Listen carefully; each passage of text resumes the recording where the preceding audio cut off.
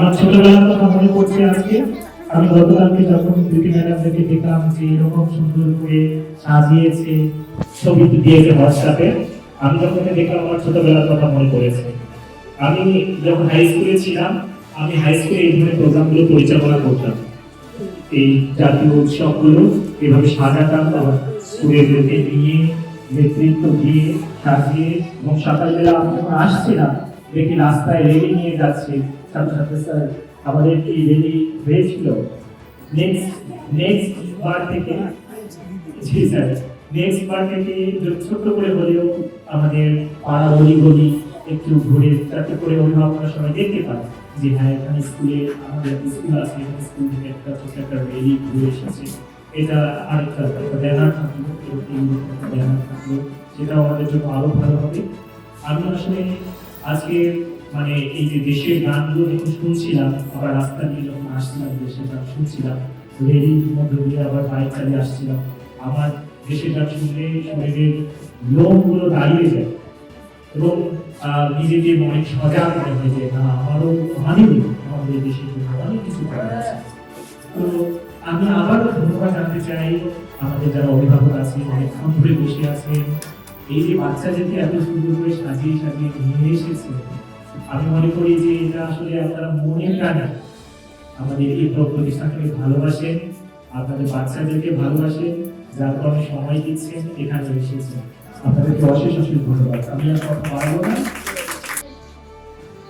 আমরা আমাদের মায়ের মুখ থেকে যেই ভাষা শিখেছি, যে কথা বলা শিখেছি, যেভাবে আমরা গাইতে শিখছি, যেভাবে আমরা কাটতে শিখছি, যেভাবে আমরা নাচতে শিখছি, এই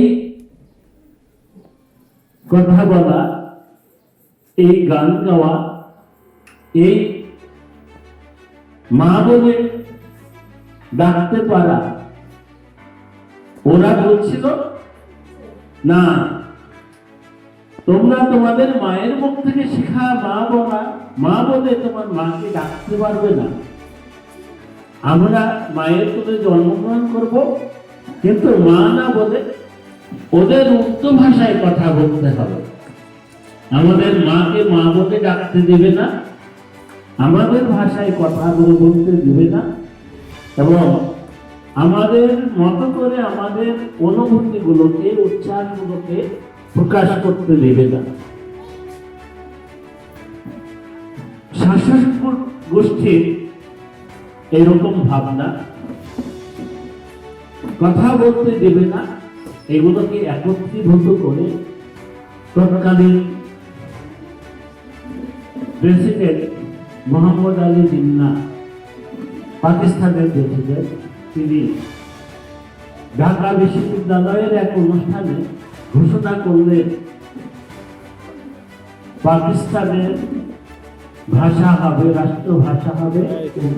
যখন ঢাকা বিশ্ববিদ্যালয়ের অনুষ্ঠানে তিনি এই ঘোষণা দিলেন, তখন ঘোষণার মঞ্চ থেকেই আমাদের বিশ্ববিদ্যালয়ের ছাত্ররা অনুষ্ঠানে বসেই প্রতিবাদ জানালেন, না এই কথা আমরা মানি না, আমরা আমার মায়ের ভাষায় কথা বলতে চাই।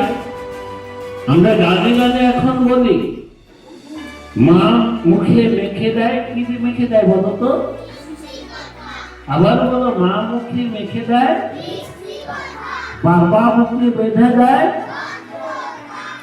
মা মুখে মেখে দেয়, বাবা মুখে বেঁধে দেয়।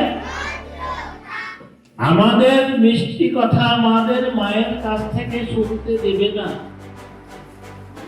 আমাদের বাবার আদেশ বাংলা ভাষায় মানতে দেবে না।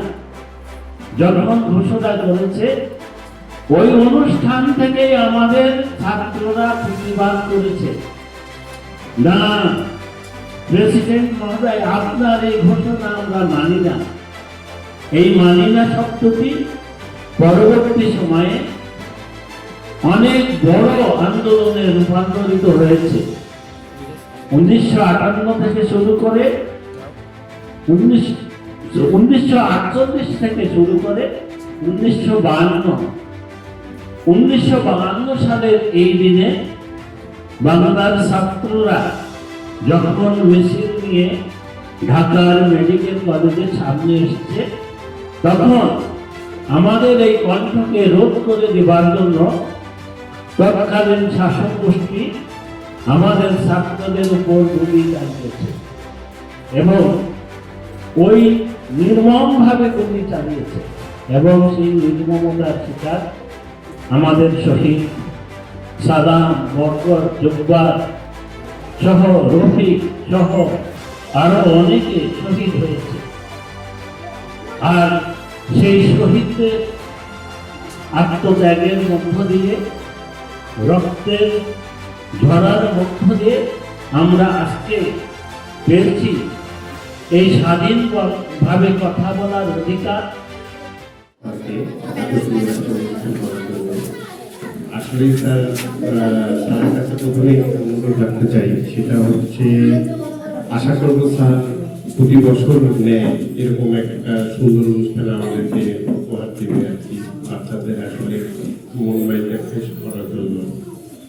আর সর্বোপরি বলবো স্যার, আসলে আপনার যে শিক্ষা ব্যবস্থাটা আমাদের কাছে ভালো লাগছে, এইভাবেই চালিয়ে যান, আশা রাখি আমাদের বাচ্চা কাচ্চা অনেক কিছু শিখবে আপনার কাছ থেকে। ধন্যবাদ স্যার। এখন আমাদের অনুষ্ঠান শুরু করার পালা। যেমন খুশি তেমন সাজেও অত্যন্ত আগেই শুরু হয়ে গিয়েছিল আমাদের অনুষ্ঠান। আমরা দেখতে পাচ্ছি ভোরের আলো ফুটতে না ফুটতে বিভিন্ন সাজে সজ্জিত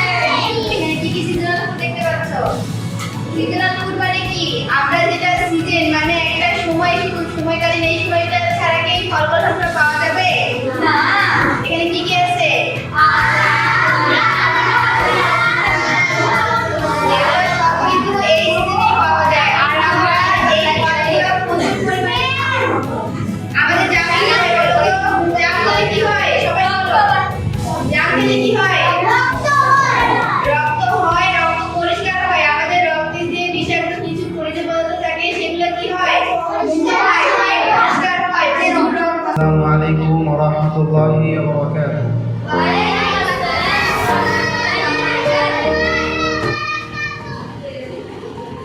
সবাই কি জবাব দিয়েছে সালামের? অনেকে কিন্তু দেয়নি। আল্লাহ আপনাদের কেমন রাখছেন? আল্লাহ তাআলা যে অবস্থায় রাখেন সর্ব অবস্থায় ভালো রাখেন, তাই না? আলহামদুলিল্লাহ। ফলের রাজা কে? মাশাআল্লাহ, সবাই জানেন। আবার স্কুলে এসে স্যারদের কাছে ম্যামদের কাছে জানবো যে কোন ফলের কোন উপকার, ঠিক আছে? অনেক হয়তো বা নাম জানে না, ছোট ছোট বাচ্চারা আছে নার্সারিতে পেরেতে পড়ে, নতুন ভর্তি হয়েছে, তারা সবাই বেশি বেশি করে ফল খাবেন এবং স্যারদের কাছে শুনে নেবেন কোন ফলের কোন উপকারিতা থাকে।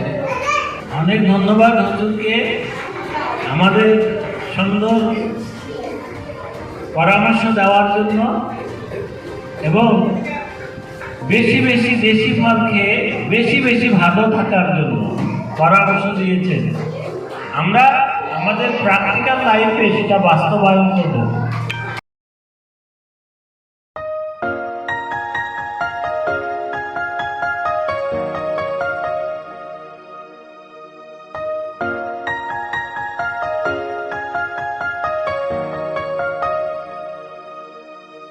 এই ছোট্ট ছোট্ট পায়ে চলতে চলতে ঠিক পৌঁছে যাব।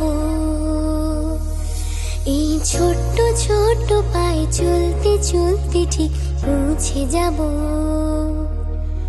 সেই চাঁদের পাহাড় দেখতে পাবো। সেই চাঁদের পাহাড় মাথায় যাহার রামধনু রাঙা হয় দেখতে পাবো। ঠিক পৌঁছে যাব। এই ছোট্ট ছোট্ট পায়ে চলতে চলতে ঠিক পৌঁছে যাব। এই ছোট্ট ছোট্ট পায়ে চলতে চলতে ঠিক পৌঁছে যাব।